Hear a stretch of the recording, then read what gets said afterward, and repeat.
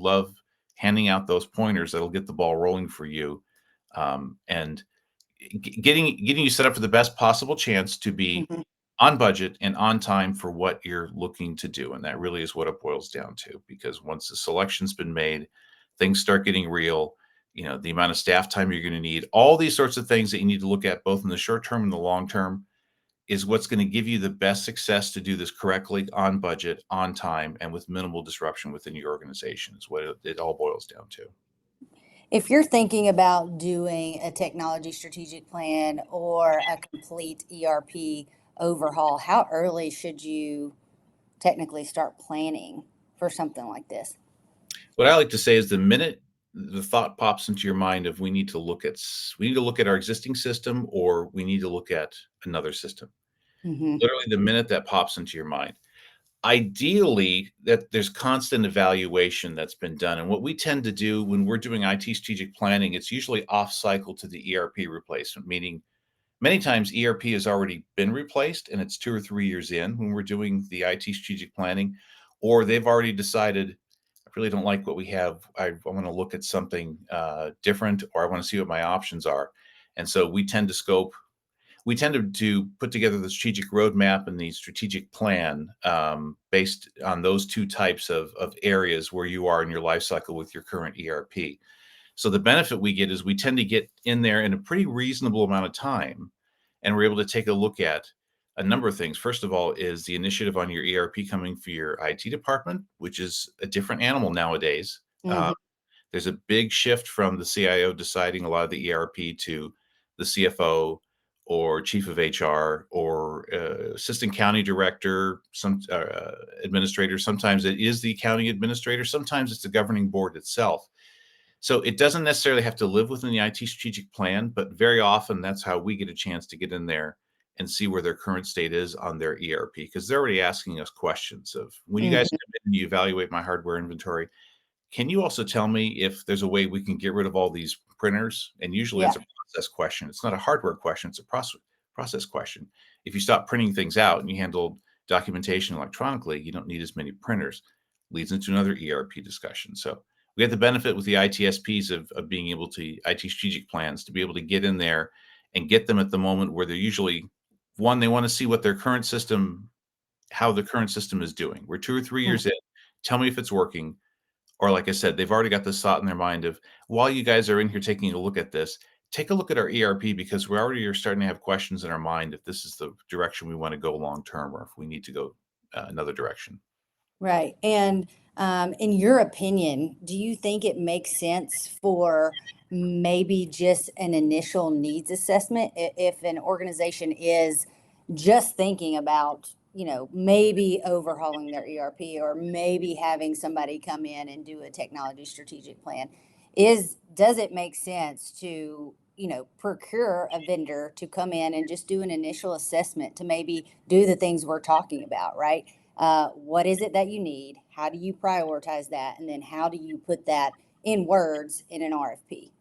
Agree. At a minimum, it warrants a conversation with someone like us. But yes, you can even call it a current state assessment, although sometimes clients think that means also we need to evaluate all of our processes. Now your Right. budget's getting bigger. Mm-hmm. I'm thinking just engaging us to be able to come in and take a look at some basic things, gather some information, tell you what the industry is doing, answer questions to your C-suite folks, answer questions to your governing board. More than happy to do those sorts of things. Yes, that type of an engagement, especially if it's before budget season and you really need to come out of this engagement having a decent number I can plug into my budget and know how I'm going to be able to afford replacement and what the long-term costs are going to be. Mm-hmm. Yeah, I mean, all that is incredibly timely, and it's, again, 20 plus years in state and local government. For me, it was very difficult to do that internally, not only because of the Right. prioritization, which you're already working on, but you really are living in a silo. And it's very difficult to sort through the information and determine what is and is not correct. And I just beg people, don't ask your software vendor to do the evaluation. Don't ask your existing Yes. ERP vendor to do the evaluation. We've seen this a lot. You're going to get the results you already suspect you've got in the back of your mind. They're going to recommend that you stay on their system, that you re-leverage, that you buy more modules, that you spend money to upgrade. Please don't just let the software vendors exclusively make those decisions for you. Yes, it's very biased. Very, very biased. It is. We have a whole live stream on that topic alone. Please do not do that. Use someone who has an unbiased opinion. Um, what are some invisible costs that leaders may not think about? You mentioned process mapping, and we've talked about this, until we're blue in the face. But process mapping is one where your project costs can be immediately inflated, because what is a process, right? And how detailed do you need to be? So I want to dive into these invisible costs that leadership or whoever's crafting the RFP may or may not be thinking about. Oh yeah. So the balancing process definition and business process improvement is very tricky because we could go in and we can document every single process that you have, both current state and then take you into future state visioning, where then we work with you again to determine where do you want this process to go and how do you want it to be in a new system. And is that new process, does it have to absolutely be that way? In other words, it's an absolute this requirement that the system be able to do that, which is what gets into your requirement traceability matrix, goes into your procurement document, becomes part of your demo, contract negotiations, implementation. I'm highlighting the reason why a lot of this documentation up front is needed, and how it pays off over the life cycle of ERP. Um, but you can also spend a lot of time. You can spend months and months documenting things that, one, are going to be completely changed anyway, Mm. um, or two, you want to be able to see what the options are for a modern ERP system when they come in and they demo to you. You want to be able to see, you know what, that makes sense. I want to do the process that way, or I didn't realize it could be done that way. You can marry our experience with helping others with business process to do that without going down a road where suddenly you have a catalog of 400 business processes, which Right. it's great, it's wonderful. And a lot of times, if it's never been done, it actually allows the organization to come together on the same page and finally understand how a lot of these workflows work. If you have the time and resources to do that, by all means, do that. But most of the time, we're running into situations where it's like, I want an RFP on the street in 90 days. I want to be able to make a selection 30 to 45 days after that. And I want to start implementation within a month of that. Uh, that does not give you a lot of timeline or budget to be able to spend a lot of time documenting processes. So it's a balance between those two, and figuring out what you're looking to do with your ERP replacement and setting you up on the path that makes sense for you. Hence the reason why we tend to propose 2 or 3 options. Hmm. How you want to do this. We can do this very quickly. We can put together the basics of what you need and get this on the street and get you to demo so you can see what a lot of these products are.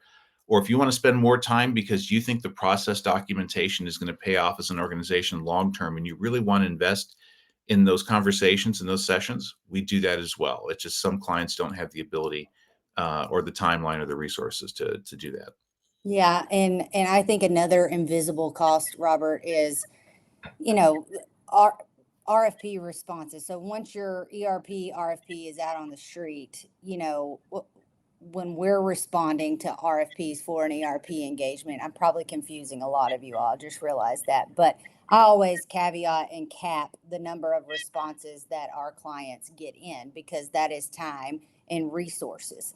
And if I mean, think about going through 12 to 15 RFP responses and scoring those, and then doing the reference checks, et cetera, et cetera. I think that's one thing that these agencies don't think about, is they could and should get multiple RFP responses back for their ERP engagement.